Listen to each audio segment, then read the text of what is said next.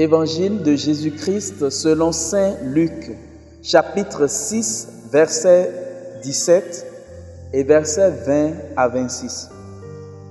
En ce temps-là, Jésus descendit de la montagne avec les 12 et s'arrêta sur un terrain plat. Il y avait là un grand nombre de ses disciples et une grande multitude de gens venus de toute la Judée, de Jérusalem et du littoral de Tyr et de Sidon.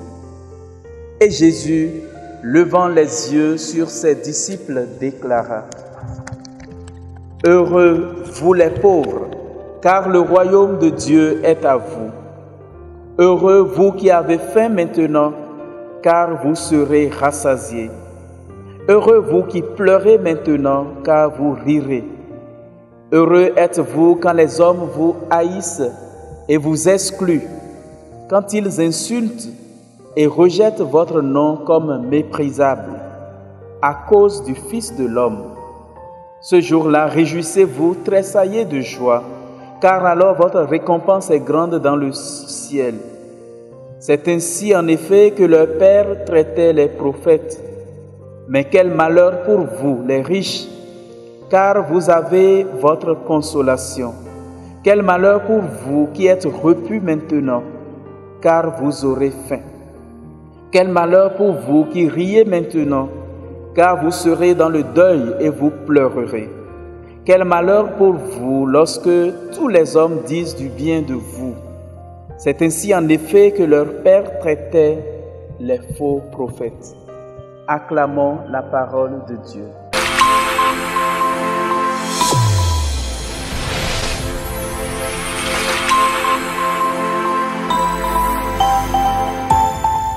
Auditeurs et auditrices de la Sève Coaching TV, nous sommes au 6e dimanche du temps ordinaire de l'année liturgique C. Le passage évangélique que nous venons d'entendre nous présente les béatitudes selon Luc.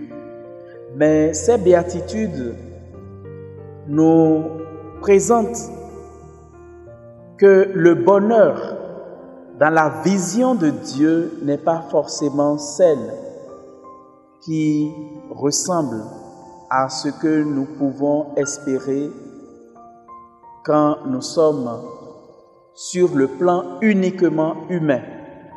Jésus, en effet, proclame heureux les pauvres, heureux les affamés, heureux ceux et celles qui pleurent, heureux quand les hommes vous haïssent et vous persécutent.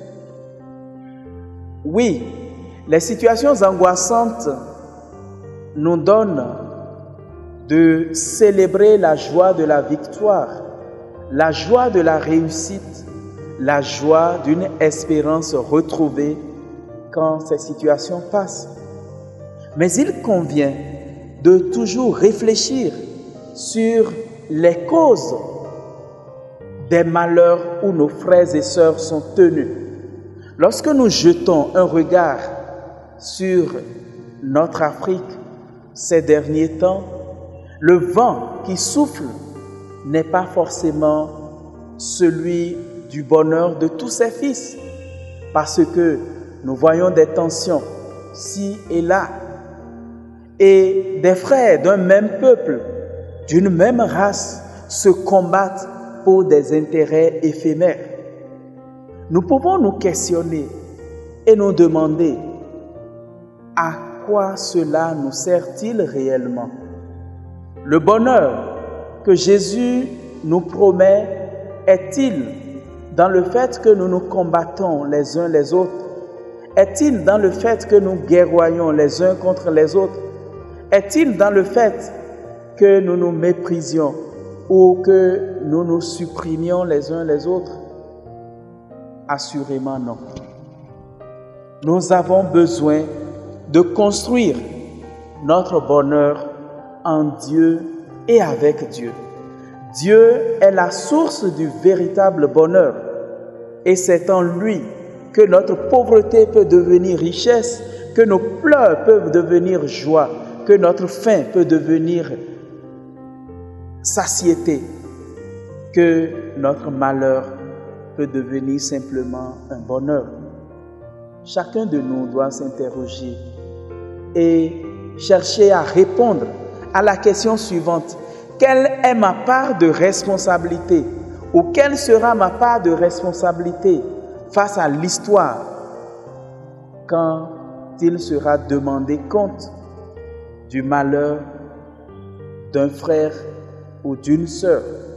Quand l'heure du jugement sonnera, quelle sera ma part de responsabilité dans le chaos ambiant, dans le malheur des autres? Nous avons simplement demandé au Seigneur lui-même la grâce d'un cœur miséricordieux, la grâce d'un cœur qui sait jeter sur les autres un regard de bonté et ensemble créer ce monde où la joie des autres ne fait pas notre malheur, mais en rajoute à notre joie, pour que tous nous célébrions la gloire de Dieu chaque jour et tous les jours. Le Seigneur soit avec nous.